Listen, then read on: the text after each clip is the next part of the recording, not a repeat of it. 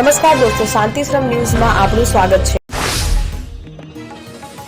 Tharad APMC ખાતે ટેકાના ભાવે મગફળી ખરીદવાની શરૂઆત કરવામાં આવી છે, ત્યારે માર્કેટ યાર્ડના સેક્રેટરીએ શુભારંભ કરાવ્યો હતો। સરકાર દ્વારા ટેકાના ભાવે મગફળી ખરીદવાનું શરૂ કર્યું છે, ત્યારે થરાદ ખાતે માર્કેટ યાર્ડમાં ટેકાના ભાવે મગફળી ખરીદવાનું કેન્દ્ર શરૂ કરવામાં આવ્યું હતું, જેમાં માર્કેટ યાર્ડના સેક્રેટરી ભેમજીભાઈ પટેલની ઉપસ્થિતિમાં મગફળી ખરીદવાનો શુભારંભ આજે શરૂ કરવામાં આવ્યો હતો, જેમાં મદનલાલ પટેલ, રવજીભાઈ પટેલ, પ્રકાશભાઈ ખટાણા, ભાણજીભાઈ પટેલ અને મેવાભાઈ ખટાણા સહિત વ્યાપારીઓ અને ખેડૂતો ઉપસ્થિત રહ્યા હતા। ધાનેરા તાલુકા સહકારી ખરીદ વેચાણ સંઘ દ્વારા સરકારશ્રીના કરેલ નીતિ નિયમ પ્રમાણે ટેકાના ભાવે મગફળીની ખરીદીની આજે વિધિવત રીતે શરૂઆત કરવામાં આવી। તાલુકા ખરીદ વેચાણ સંઘના પ્રમુખ તેમજ માનસુખભાઈ તેમજ સ્ટાફ અધિકારીઓની ઉપસ્થિતિમાં આવી પૂજાપાઠ કરી મગફળી ખરીદવાની શરૂઆત કરવામાં આવી। તાલુકા સહકારી ખરીદ વેચાણ સંઘ દ્વારા ખૂબ જ સુંદર વ્યવસ્થા કરવામાં આવી છે અને કોઈ પણ પ્રકારની જાનહાનિ ન સર્જાય તે માટે ફાયર સેફટીની પણ વ્યવસ્થા કરવામાં આવી છે।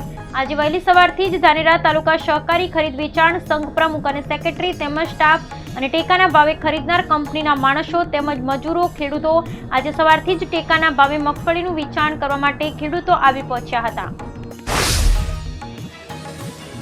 બનાસકાંઠા વાવ વિધાનસભાની પેટા ચૂંટણીને લઈ અંતિમ ચરણોમાં નેતાઓ સભાઓ ગજવી રહ્યા છે। ભાજપ કોંગ્રેસની સભાઓ યોજાઈ તો સામા પક્ષે અપક્ષ દ્વારા પણ જંગી સભા યોજી ભાજપ કોંગ્રેસને પડકાર આપવામાં આવી રહ્યો છે। ગઈકાલે વાવ ખાતે અપક્ષ ઉમેદવાર માવજી પટેલની જનસભા યોજાઈ હતી। માવજી પટેલે ભાજપ પાર્ટી સામે પ્રહારો કરી કહ્યું હતું કે અમને સસ્પેન્ડ કરતા તમે સસ્પેન્ડ થઈ જશો। સાથે જ નામ લીધા વગર શંકર ચૌધરીએ પણ પ્રહારો કર્યા હતા। બીજી તરફ શંકર ચૌધરીએ પણ માવજી પટેલને આડે હાથ લીધા હતા।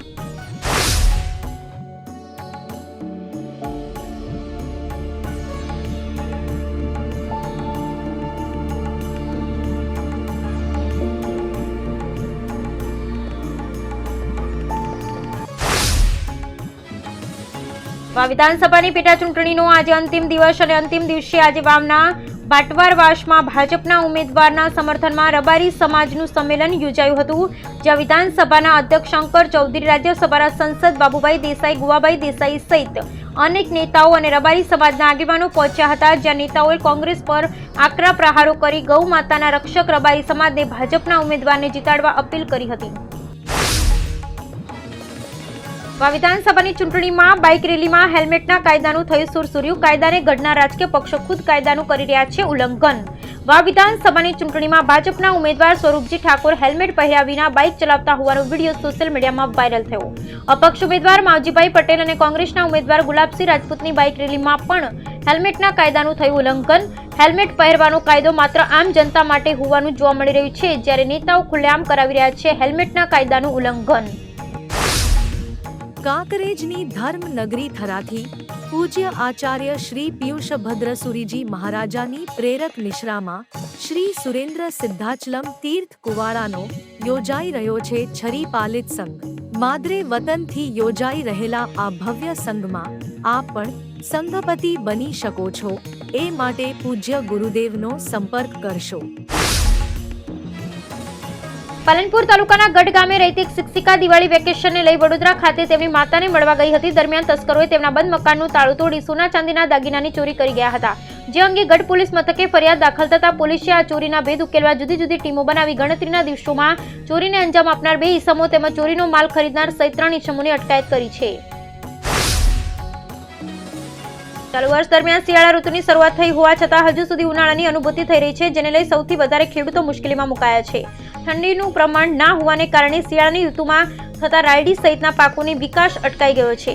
ધાનેરા તાલુકામાં શિયાળા ઋતુ દરમિયાન સૌથી વધારે રાયડાના પાકનું વાવેતર થાય છે। ગત વર્ષની વાત કરીએ તો ગત વર્ષે ધાનેરા તાલુકામાં 30,000 હેક્ટર કરતાં પણ વધારે જમીનમાં રાયડાનું વાવેતર થયું હતું। ચાલુ વર્ષ દરમિયાન પણ ખેડૂતોએ શિયાળા ઋતુમાં વાવણી શરૂ કરી છે, જેમાં રાયડાનો પાકનું વાવેતર કર્યું છે, જેને 20 દિવસ જેટલો સમય થવા આવ્યો હોવા છતાં રાયડાના પાકમાં વિકાસ દેખાતો નથી, જેના કારણે ખેડૂતો મુશ્કેલીમાં મુકાયા છે। ખેડૂતોનો માનીએ તો અત્યારના સમયમાં ઠંડીનું પ્રમાણ વધારે હોય છે, જેના કારણે રાયડાનો પાક ઝડપી વિકાસ પામે છે। જો કે ચાલુ વર્ષ દરમિયાન હજુ સુધી ઠંડીનો ચમકારો થયો નથી, જેથી રાયડા સહિતના પાકો હજુ જમીનમાંથી બહાર આવ્યા નથી, તેમ સૈદાભાઈ તથા અશોકભાઈ પટેલે ખેડૂતોને જણાવ્યું હતું। રાજ્યમાં કાચબા ગતિએ પ્રવેશ રહેલી ઠંડીને વચ્ચે હવે ફરી એક મોટી આગાહી સામે આવી છે. વાસ્તવમાં હવામાન વિભાગના નિષ્ણાંત A.K. દાસની આગાહી પ્રમાણે આગામી 7 દિવસ વાતાવરણ સૂકું રહેશે. આ સાથે તેમણે આગાહી કરી છે કે 5 દિવસમાં તાપમાનમાં કોઈ ફેરફાર નહીં રહે. અહીં એ પણ મહત્વનું છે કે જો અલ નીનો અને અન્ય સિસ્ટમની અસર રહી તો તાપમાન ઘટશે અને ઠંડી વધી શકે છે, પણ હજી સુધી આ મામલે પણ કોઈ સત્તાવાર જાહેરાત કરાઈ નથી. જૂનાગઢમાં ગિરનાર પર્વતની લીલી પરિક્રમાનો પ્રારંભ થયો છે. લોકો ભવનાથ તળેટીમાં ભેગા થઈ જતા એક દિવસ પહેલા જ પરિક્રમા શરૂ કરી દેવામાં આવી હતી. પરિક્રમા કરવા જતા હજારો ભક્તો, સંતો, મહંતો ઉમટ્યા હતા. વાંસળીના સૂર સાથે જય ગિરનારીના નાર લગાવતા જોવા મળ્યા હતા. પોલીસ દ્વારા શ્રીફળ વધેરી પરંપરાગત રીતે પરિક્રમા શરૂ કરાઈ હતી. હજારો લાખોની મેદનીને ધ્યાને રાખી ચુસ્ત પોલીસ બંદોબસ્ત ગોઠવવામાં આવ્યો છે. ઇટાવા ચેકપોસ્ટથી 36 કિલોમીટર સુધીના રૂટ પર 2,500થી વધુ પોલીસ તૈનાત છે. 427 સીસીટીવી કેમેરાની પરિક્રમાના રૂટ પર ચાંપતી નજર રાખવામાં આવશે. તેમજ 6 રેસ્ક્યુ ટીમ અને 300થી વધુ વન વિભાગના કર્મચારી પણ સુરક્ષા વ્યવસ્થામાં ગોઠવવામાં આવ્યા છે. ગુજરાતમાં આજથી ટેકાના ભાવે મગફળીની ખરીદી શરૂ કરવામાં આવી છે. મુખ્યમંત્રી ભૂપેન્દ્ર પટેલે હિંમતનગરથી ખરીદીનો શુભારંભ કરાવ્યો હતો. મગફળી, સોયાબીન, મગ સહિતના ખેતી પાકોની રાજ્યમાં ટેકાના ભાવે ખરીદીનો મુખ્યમંત્રીએ મગફળી ફોલી ખાઈને પ્રારંભ કરાવ્યો હતો. આ પ્રસંગે રાજ્યના કૃષિ મંત્રી રાઘવજી પટેલે પણ હાજર રહ્યા હતા. રાજ્યભરમાં 160થી વધુ ખરીદ કેન્દ્રો પર ટેકાના ભાવે મગફળીની ખરીદી કરવામાં આવશે.